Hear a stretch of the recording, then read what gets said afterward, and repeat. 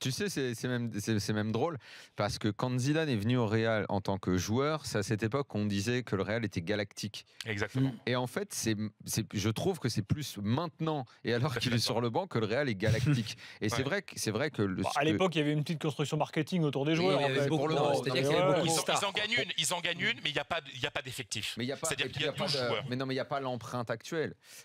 L'empreinte actuelle, je te dis, je crois même, mais pourtant Dieu sait qu'on avait parlé de grande époque Barça à l'époque, parce qu'il y avait eu un style de jeu. Là, c'est pas un style de jeu, c'est une force. C'est une sorte de force que dégage cette équipe, ce groupe, ces joueurs. En fait, tu regardes l'équipe là, tu as l'impression que tu peux citer les 11 par cœur. Et que si on te dit, on repart comment l'année prochaine ? Bon, on touche à rien, Daniel, surtout, on repart avec les mêmes, on change, on fait le turnover, ce que j'ai vu cette équipe du Real Madrid être forte, je veux dire, même en Champions League bonne, mais du niveau technique, par contre, toute une équipe comme ça, jouer aussi bonne techniquement à chaque match, de ce niveau-là, non, j'ai jamais vu le Real comme ça. Encore une fois, physiquement, c'est vachement impressionnant.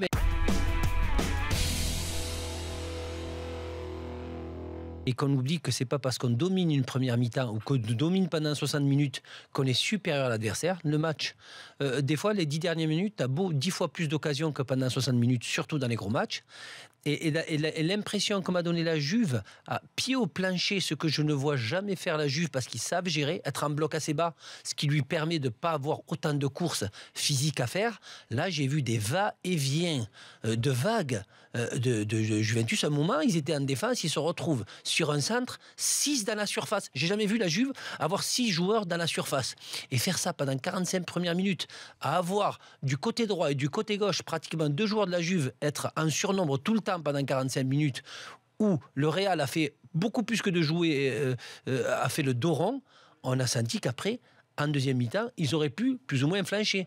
Mais je sens que progressivement, avec ce deuxième but en deuxième mi-temps, et plus tout ce qu'ils ont donné en première mi-temps, ils ont eu du mal à remonter, et c'est là qu'ils l'ont payé.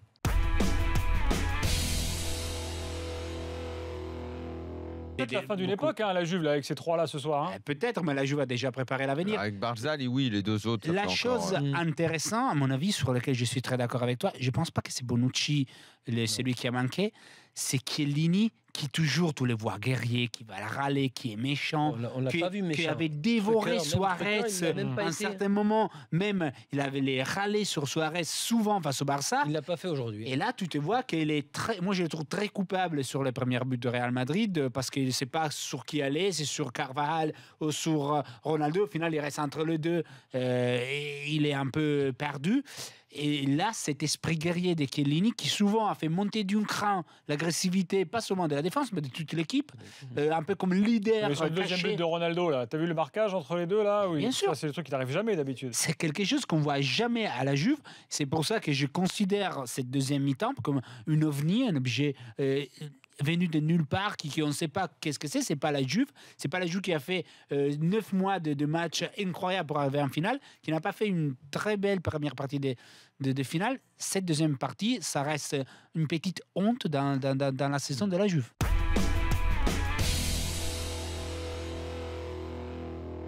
Aujourd'hui, ça se base, et Mourinho l'a fait à une époque où ça marchait bien, psychologie, motivation, management, détermination de l'équipe. Et vous savez, j'y ai pensé ce matin en lisant la chronique de Sacchi dans la Gazzetta. Un mec comme lui fait toute une chronique et il ne parle pas un mot de tactique.